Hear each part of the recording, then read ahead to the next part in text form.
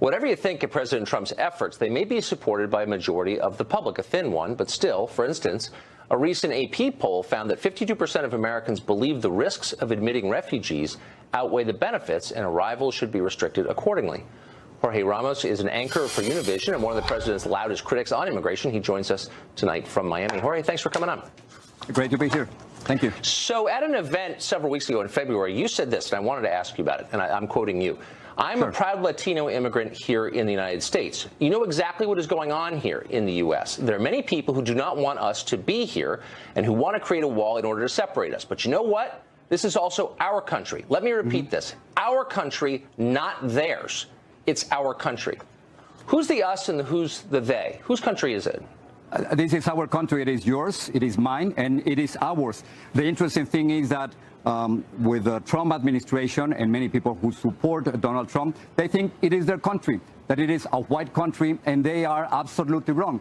This is not a white country. This is not their country. It is ours, and that's precisely what I'm saying. Look, in 2044, in 2044, this country, the white population will become a minority. It will be a minority-majority country. That's precisely what I'm saying. Latinos, Asians, African Americans, whites. It is our country, Tucker. Right. Yeah. Well, let me just point out that you are white. Obviously, you're whiter than I am. You've got blue eyes. So, I mean, I don't know exactly what you mean by white or Latino, but let me just ask you again to explain our country, not theirs. Who is they? Whose country is it not? Well, many people who want to go back to 1965 when there was a white majority. Many people who believe that Latinos and immigrants and refugees shouldn't be here. That's precisely what I was referring to. So it's not their country? Before the election, belong to those people? What are you saying? Well, it's also their country, but it's not only their country. Right. We have to understand that this is a multicultural, multiracial country, and we have to live and be tolerant. And that's exactly what I was referring to. Well, I certainly agree with that. Country. Now, I don't want to bring this to race. You did, so I'm going to follow up on that. You have posited yourself as the leader of Latinos, and I'm not exactly sure what that word means. So Latinos seem to encompass, I don't know, German Guatemalans and Italian Argentines and Afro-Cubans and non-Spanish speaking Peruvians and, I don't know, blue-eyed rich Mexicans like you. What do those groups have in common exactly?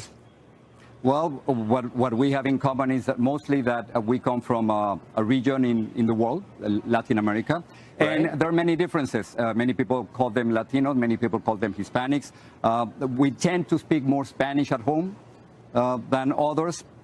We have not only hundreds but thousands of mass media in our own language, in contrast with what happened with Italians or Europeans before us. So in other words, it's a kind of immigration that has a distinct characteristics that others didn't have before.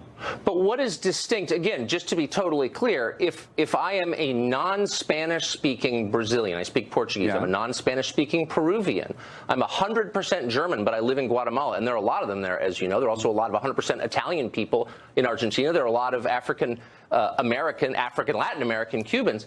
What do they have in common? A lot of them don't like each other. They don't speak the same language. They have very different cultures. I don't understand why they're under one heading. It's not really that complicated. It's simply a matter of a country of origin, either for you or for your family.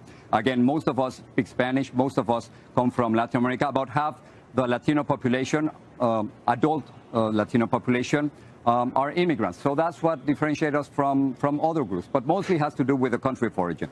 That's okay. It still doesn't make any sense to me at all. But as a political matter, it makes a lot of sense because it allows people like you to say, I represent everybody on an entire continent, when clearly that's not true. Welcome back. Here's the second half of our interview with Univision anchor Jorge Ramos, the part where he gives up and admits, I'm right. Just kidding. Watch.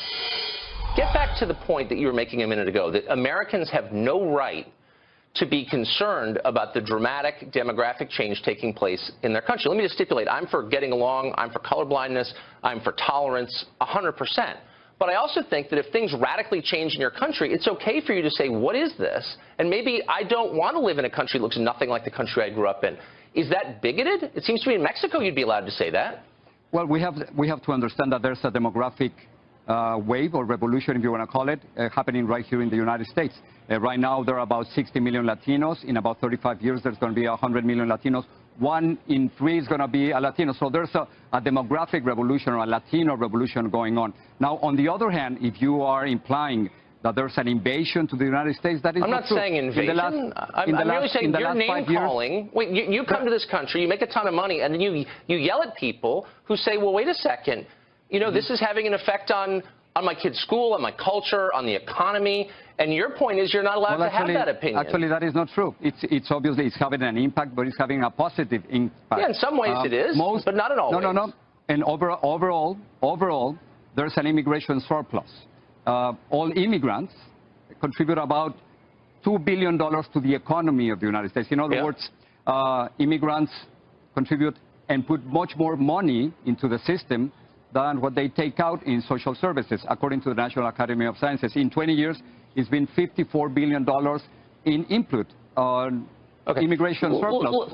So it is a great business to have immigrants in this country. Those numbers aren't exactly right, but I think some immigrants contribute a lot. Some immigrants contribute a lot. The National Academy of Sciences, those are the numbers.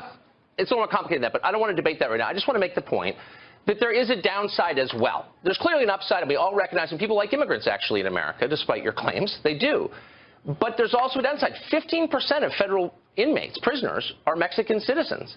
So, like, why shouldn't I be allowed to say that's a problem? I don't want those. I don't want criminals here from another country. They're not even citizens. No, that's precisely the problem, because you, like Donald Trump, are also criminalizing the immigrant population. That is not true. I'm not criminalizing them. I'm noting a fact of who they are. It is not true. These are the facts. 97% of undocumented immigrants, 97% are good people. Less than 3% are bad hombres, or they committed a felony, according to the Migration Policy Institute. I'm not disagreeing with you at all. The vast majority, Tucker, are good people. They're not criminals. I'm not arguing that the vast majority are criminals. Now, their presence here illegally is a crime, and I think we should be honest about that. But most are decent people. I agree, and most Americans agree. Most of them are. 15% of all federal inmates in America are Mexican citizens. That's not a small number. That's many, many, many, many thousands. Doesn't mean they're all bad. It means that's a big number. I don't know what's your source. I'm giving you my source. My source is the Migration Policy Institute. How's that?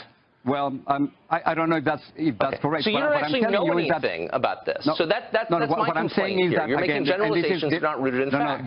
This is the important thing, Tucker.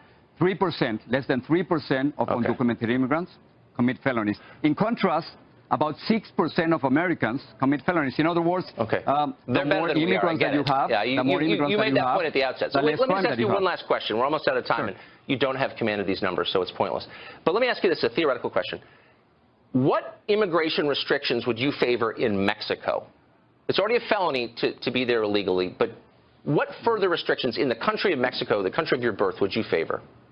Mexico is a terrible example for the protection of immigrants. Mexico treats Central American immigrants in a terrible way. So I wouldn't put Mexico as an example. I think countries should be judged by the way they treat the most vulnerable, not the most powerful. And Mexico is doing a horrible job when it comes to human rights and when it comes to treating Central Americans. On the other hand, here in the United States, I think we have the responsibility to treat immigrants in a decent, in a humane way. We are responsible partly because of that. They come here, undocumented immigrants, because there are thousands of American companies who hire them, and millions of Americans, including you and me and the audience, who benefit from their work. So I think we have the right and the responsibility to treat them much better than the way they treat them in Mexico.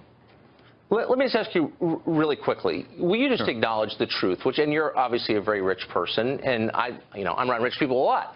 Rich people in America disproportionately benefit from low-wage, low-skilled immigration in the form of household help, in the form of cheap labor. Let's be totally honest. The middle of the country doesn't benefit a lot from this. It lowers wages. They don't hire a lot of household help. And there is a lot of crime, whether you're willing to admit it or not. So why are they bigots for... No, there's not a lot of crime, because... Look, you don't actually know what I'm talking about, so let's just pretend that I didn't say that, because it's a stupid argument. Donald Trump is the king of fake news when it comes to undocumented immigrants. I've heard the talking points. But let me just get back to the economics of it. It doesn't actually help an American citizen born here making $40,000 a year to have a bunch of people willing to work for $25,000 a year move into his town. Will you concede that? No. There's a minimum impact on... No, you can laugh if you want, but that's not the truth. Because you're laughing, that doesn't mean it's the truth. Check the National Academy of Sciences. There's an immigration surplus. Overall, immigrants contribute much more to the economy than what they take away in education and social services. Those are the facts. Some people might be affected, but overall, which is what we care about, overall, they have a positive impact.